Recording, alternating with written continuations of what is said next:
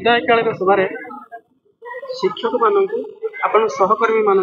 छात्र छात्री मान कौन संदेश देखा जाऊँ? जय जगन्नाथ। मो सदानंद पाणिग्राही वर्तमान समय विद्यालय पर अवसर प्राप्त शिक्षक प्रणाम करुँच मो बापा माँ को जहाँ का आशीर्वाद रू मुझे पहुँची। मो कका भी अच्छा मत पाठ पढ़े ठिया होती आ मो सानापा जी स्कूल थे सुदाम सारे भी प्रणाम जो था भी ये जिते कर्म शिक्षक शिक्षक शिक्षक शिक्षयित्री समस्त अच्छा समस्त को मो निजर बोली भावी बोली से मत से स्नेह देती आदि किसी पाखे कौन दोष त्रुटि थाए से निज गुण क्षमा दे बोली आशा भी रखुची। ता सहित ये विद्यालय जो मैंने निर्माता से मत आशीर्वाद दे आनंद सार कहीगले बाबा सार विनोद सार पदू सार टांगुआ सार समस्ते थे आ साहित्य स्रष्टा माने थे जहाँकर सहयोग एवं विशेषकर बाई चढ़ई संपादक विकास कुमार शतपथी सहयोग जो बहीटी प्रकाश पाई एक बृहत संकलन लेखा एत आसूला आहरी आहरी आसी था भी समय स्वल्पता मात्र 5 दिन बहीटी है जदि किसी दोष त्रुटि थाए से निज गुण क्षमा करदे परवर्ती समय सुधार पाई चेष्टा करूँ किंतु बहीटी एवं पुणी थे मो आम ये विद्यालय समस्त शिक्षक शिक्षयित्री को मो प्रधान शिक्षकों सहित समस्त को आभूम प्रणाम करुँची समस्त को प्रणाम करुँची एवं से भल पाइबा पाखे थाऊ यही वार्ता तथा मो पिला यही वार्ता देवी से भल मनीष हबार गोटे प्रयास रखु बड़ मनीष कथा पछर रहू। आज अवसरकालीन संबर्धना सभार मोर एति समस्त वार्ताटी स्वस्ति प्रदाभ्य परिपालयन्तम न्यायन मार्गेण मही महिषा गो ब्राह्मणेभ्य शुभमस्तु नित्य लोका समस्ता सुखिनो भवन्तु। ओम शांति ओम शांति ओम शांति। जय कृष्ण कृपा सिंधु सरकारी उच्च विद्यालय प्रधान शिक्षक श्रीजुक्त कार्तिक चंद्र पति आज आम विद्यालय दुईटी पर्यायर कार्यक्रम संपादित होती। प्रथम पर्यायटी थिला वार्षिक उत्सव, द्वितीयटी थिला संबर्धना उत्सव। यही संबर्धना उत्सव उद्दिष्ट थिला सदानंद पाणिग्राही सार उद्देश्य एवं एथिरे बहु प्रतिभा विशिष्ट व्यक्ति अभिभक्त बालेश्वर जिलार व्यक्ति माने एठी रुंडीभूत होते एवं यही विद्यालय को गढ़ी तोड़बार सहायक होता कौशली बिंधाणी माने प्रधान शिक्षक शिक्षक शिक्षयित्री आज मंच उपस्थित अच्छा से बहुत खुशी एवं बहुत आनंदित जहाँ यह गोटे समस्त को गेट टुगेदर कला समस्त भर गोटे परिचय बा देखिबार सौभाग्य मिलला यही कथा। किंतु आज दिन में यही जन आदर्श शिक्षक ए विद्यालय अवसर नेउथिबारु निश्चित स्थान शून्य स्थान रहे परिपूर्ण हो पार ना एवं से निवेदन करुच्ची से जे पर्यंत घरटी बेसी दूर नुह मात्र 5 किलोमीटर दूर किंतु सबु बेले विद्यालय को आसुवे जेपरी प्रार्थना समय आसी पहुँचुवे एवं कर्तव्य संपादन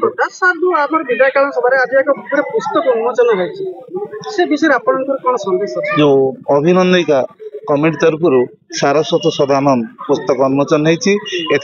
आमर शिक्षक शिक्षयित्री ता छड़ा सारस्वत समाहार समस्त शिल्पी से लेखा देती एवं ताहा एक विशिष्ट ग्रंथरे परिप्रकाश होती। यह आम विद्यालय पर गर्व एवं गौरवर कथा। धन्यवाद।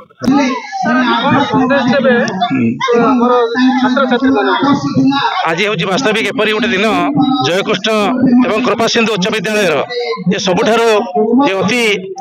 आनंदर सहित जी सब कार्य को समापन करी समस्त अति प्रिय शिक्षक सदानंद पाणिग्राही आज हूँ चाकरी अवसरकालीन दिवस एवं ता सहित जयकृष्ण कृपा सिंधु उच्च विद्यालय वार्षिक उत्सव एक सांगे अनुष्ठित होउछि। आमे समस्ते अति आनंदर सहित ये उत्सव को पालन करने छुट्टी आसु विभिन्न विद्यालय एवं विशेषकर ये विद्यालय समस्त शिक्षक शिक्षयित्री एवं शिक्षा कर्मचारी समेत ए अंचल समस्त युवबंधु एवं पूर्वतन शिक्षक शिक्षयित्री समस्ते आनंद सहित ये कार्यक्रम टी सुचारू रूपे संपादित कर अत्यंत आकर्षणीय है समस्त मु ये अवसर में ये विद्यालय समस्त शिक्षक शिक्षयित्री मान धन्यवाद देवी सी बड़ भाई ये सदानंद पाणिग्राही आज जो अवसरकालीन उत्सवटी को माने अति परिश्रम करी शरद सुंदर भाव में गढ़ी तोली से विशेषकर कनक दीदी सहित समस्त दीदी मान अशेष धन्यवाद देवी सी तो आम जन सान भाई परी आम ये विद्यालय को सब छुट्टी आसू ये विद्यालय समस्त शिक्षक शिक्षयित्री समस्त व्यवहार अत्यंत माने घर लगे समस्ते अत्यंत सुगुण अधिकारी आम आशा कर रखू ये विद्यालय उत्तरोत्तर उन्नति करू केवल बासुदेवपुर अंचल नुहे समग्र भद्रक जिले में नुहे समग्र ओडिशा रे ये विद्यालय अनेक किसी सुनाम आसू एवं छात्र छात्री मान आम बहुत भल पाऊ कारण ये पिला माने बहुत उच्च पदपदवी अधिष्ठित हूँ आज जो वार्षिक उत्सव अत्यंत सफल भाव में परिचालित कर विशेषकर आमर सान भाई अमूल्य सार जी रही सी दीर्घ वर्ष धरी ये विद्यालय रही समस्त सहयोग आज ये उभय उत्सव बहुत आनंदमय हो समस्त को ये अवसर धन्यवाद देवी हाँ उद्देश्य वास्तविक सी जड़े एपरी शिक्षक साहित्य सहित विभिन्न कला संस्कृति एवं अनेक कार्यक्रम से भाग नि समग्र ओडिशा रे ये जो संस्कृति संसद उपलक्षे जो बाया चढ़ाई ये संपादक विकास बाबू अच्छा विकास शतपथी सी निज अनेक साहाय्य करिसेंती विशेषकर आमर जो सुधांशु सार जी अटलबिहारी उच्च विद्यालय पूर्वतन प्रधान शिक्षक सी एक अत्यंत उच्च कोटीर पुस्तकटी आमको आज उपहार देइचंती